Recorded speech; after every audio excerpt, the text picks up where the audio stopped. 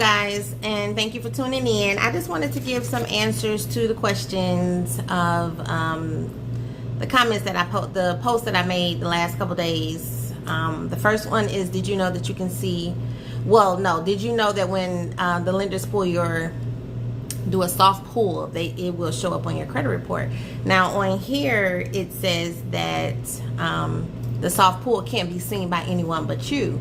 But what is the purpose of the soft pull in the first place? Why is it even listed on your credit report? So a lot of people was saying, no, that's not true, this and this.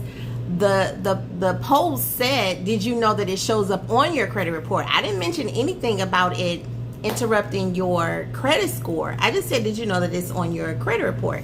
So if you go to annualcreditreport.com and make sure that the web address says annual credit report, because you could pull up annualcreditreport.com, annual credit report, and then it'll be a list of websites that pull up. So if you're not paying attention to the web address, you probably will initially choose the wrong one, and then it'll ask you for payments. But even when you pull up your annual credit report, you still can go back in numerous times of the month that you pull it up, and you can see it. So I suggest that you make copies of it, print it, or save it to your computer, download it to your computer so that you can have it. I'm old school, so I still like to go and highlight, turn the pages, and make sure that I can get a good look of everything that's on there. So if you're building your credit, you need to pull your annual credit report so that you can see everything from A to Z. And if I'm not mistaken, it has to be about 60-70 pages depending on what's on your credit.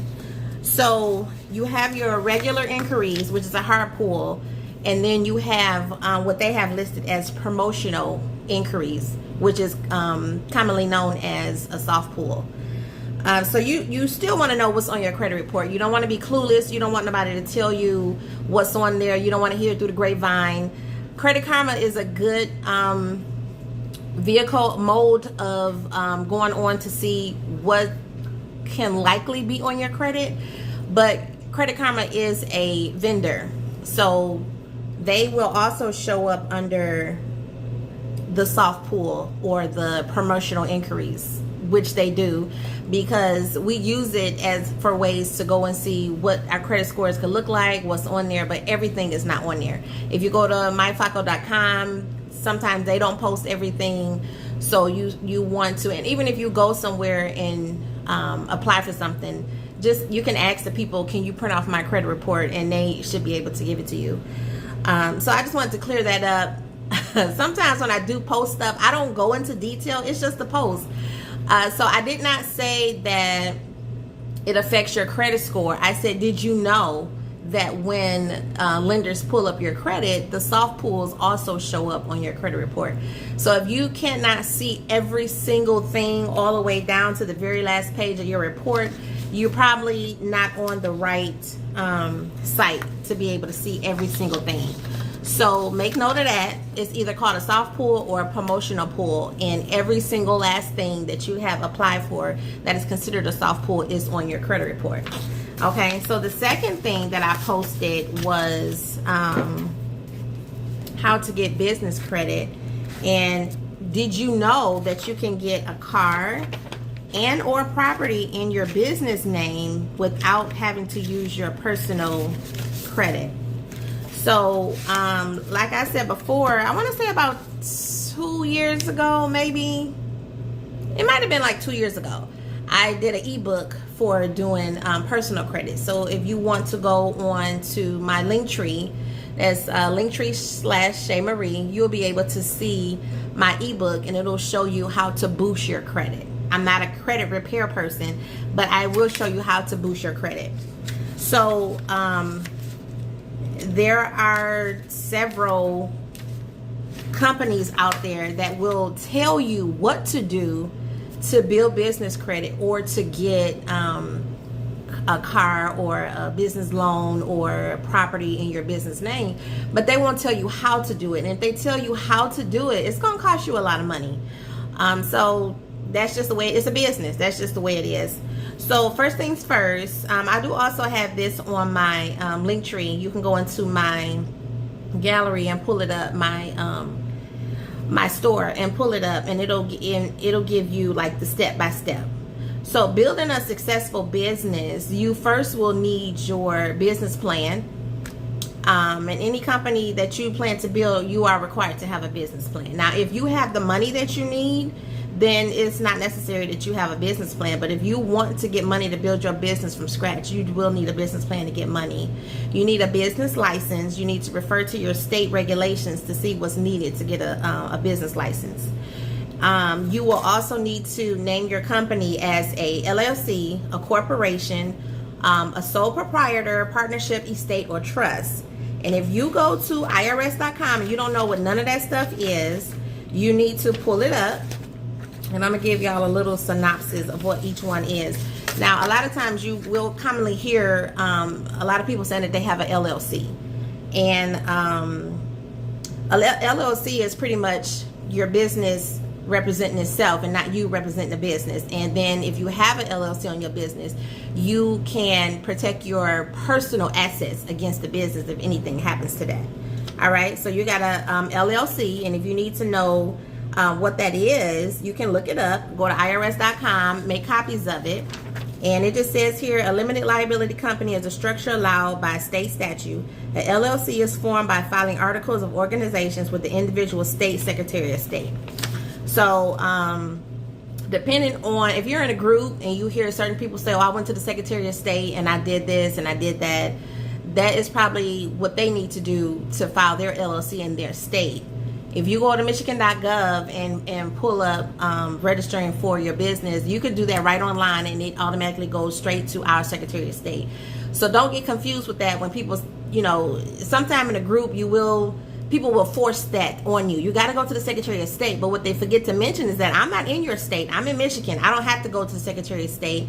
I can just go online and apply for this, and this is what will happen. So you have your trust. A trust is a legal entity that is created under the state law that is taxed under federal law. You have your estate. You have your partnership. That's self-explanatory. And you have your sole proprietor, is one individual who owns a company that is not incorporated or registered with the state as a limit liability company.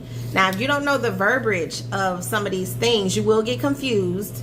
Please, please, please, please don't listen to other people. You want to be well versed in your company, your journey. Make sure you do your research, because we do a lot of things based off of word of mouth, and then we get the wrong information. And then lastly, you have your corporation, and the corporation is a legal entity established by a charter granting it certain legal powers, rights, privileges, and liabilities. It's more to it, but I'm just giving like the little synopsis of what it is. And take my word for it, if you try to build a business or business credit and you miss any of these steps, you will not get funding. You will not get funding and it is tedious as hell, and all the way down to the phone number. You will not get funding if none of this is if you don't have all the proper steps. So if you need a checklist, download a checklist, research, ask questions, but just don't take nobody else's word for it, because everybody's situation is different. Okay, so the first one I mentioned was business plan. The second one I mentioned was business license. The third one is which entity that you're going to put your business up under, the LLC, the corporation, blah, blah, blah. Okay, so number 4, you need, in order for you to do anything with your business, you need to have a Duns and Bradstreet number, and that will, I have it listed on here, and it says if you decide to build a business, build business credit for your business, you will need to get a Duns and Bradstreet number assigned to your business. So the Duns and Bradstreet number works just like our personal credit, the Experian, TransUnion, Equifax. If you don't work, the Duns don't work. It's not a magic number that you get, and because you got a business, the Duns number is working. No, you got to do some legwork in order to get the numbers up under your Duns and Bradstreet. You have to have a physical address. I'm not going to give any specifics on that, because I register all of my business under my my home address, and then once I got a physical brick and mortar, then I switched over. Some people had issues with that, some people didn't. Do your research on that. I'm not giving no specifics. It's optional if you register your business address, phone number with 411. Some people say that it's good to do if you want that traffic, especially on Google. Number 7 is having a business bank account. If you have an LLC, you can go in and register your business account with the bank without registering your business. As long as you have a tax ID number, you can go and register your business at the bank. The sales tax permit, that's tricky. You need to do your research on that. If you sign up under UIA, which is known to us as unemployment, if you sign up and get your sales tax, you have to know if you're paying back to your state your sales tax monthly, quarterly, or annually. That is very tricky because whoever is showing you how to build your business credit, they'll just say, go get your sales tax. I made the mistake of that. I was in a program and I had a list of stuff that I needed to do. I did it. And then the IRS was like, oh, you didn't pay into your sales tax. This is how much you owe, blah, blah, blah. So make sure if you are collecting sales tax, you need to know how often you need to pay and how much. You must have a business email. I used to have a professional email when I started Modernic Nails. Now I kind of know the ropes and I'm kind of like lazy with that. So I have a Gmail account, which is to me no big deal because you still can get in contact with me, but it just looks professional. Even down to the phone number. If your phone number doesn't match and it registers as a business phone number, sometimes the lenders won't, sometimes they won't honor your loan or credit or whatever you're trying to do, and they'll just deny you for something simple like that. So make sure you have all of that together before you start to do anything. I had somebody tell me, I can't register my business right now because I'm gonna have to pay for it. But what are you paying for? If somebody tell you that, ask them what are they talking about? What are you talking about? And have them give you details because everybody's situation is different, okay? So those are the first steps that you need once you start building your business credit. And then you want to start with your trade lines first. It is no quick and easy way to get trade lines. You want to make sure that your trade lines are intact. And then you have to go from tier 1, tier 2, tier 3, so forth and so on. So even though you may apply for some trade lines to get credit and you try to jump from, you have 5 tier 1s and you try to jump to tier 3, the lenders can see that because they have a way of going in and checking. And then if you're on the phone with somebody or if you're face to face, they're going to ask you, do you have a Paydex score? And your Paydex comes from your Duns and Bradstreet. So if you don't have a Paydex score, don't waste your time or theirs. And then they'll ask you, they should ask you, because you don't have significant business credit, is it okay if we use your, in the business world, they'll call it a PG, which is a personal guarantee, which means they're going to pull your personal credit. If you're okay with that, then you can say yes and let your personal credit ride for your business.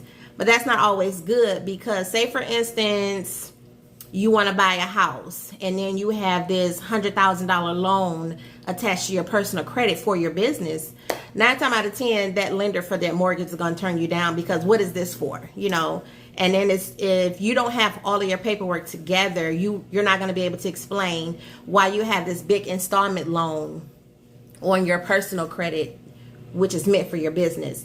So if you're trying to do major domestic things like buy a car, get your kids a car, buy a house, get a personal loan, you might want to be a little strategic on combining the two. And that's why a lot of people are starting to learn that it's not good to do the two. So, and you can also ask certain lenders who does business credit for this and for that. And just keep in mind that lenders are looking for the sale. They want the commission. They want the incentives. They're there to, that's their duty to do the job. So if you are at the bank or whatever and you're sitting in front of them, obviously you have a reason to be sitting there. So make sure all of your paperwork is correct. I will be doing a class on this. I was just giving a little synopsis because some people ask, what does that mean? What happens if you do this? It's a lot of steps that you need to have together before you jump to the next step. So I just wanted to share some of that with you. If you didn't take notes, then you can catch the replay. I will, once I figure out where I want to do the class at, I'm going to start doing that, because some of us are in a business and it's not done right. And you will be pissed off. I'm not gonna say sad. You're gonna be pissed if you go through all of this, or you've been in business for 5 years, 2 years, 10 years, and the lender say, "Oh, your phone number don't match," or and then you're gonna have to go and get a business phone. You can go to T-Mobile, Verizon, wherever your phone is listed, and turn your personal line to a business line, or you can get a business line. Something as simple as that. Your address. Say you live on Schroeder Street. Where is this, where you run your business out of? How? And this and this. So make sure everything is accurate before you start to pull the trigger on your business.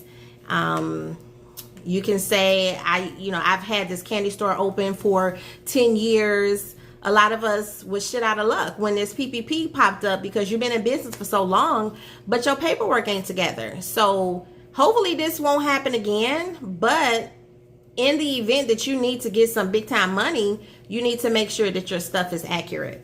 So I'm gonna catch y'all on the flip side. My YouTube channel is called The Manicurist Enhancer. If y'all follow me on social media, you have noticed that I changed the tagline to all of my social medias, because I'm starting to switch gears and showing you how to do it opposed to me doing it. So stay tuned. This was a little snippet, and I will be doing a full video, or I will be showing you where to register and take the class at, so that you can build your business to get business credit. Thank you for tuning in. Have a good day.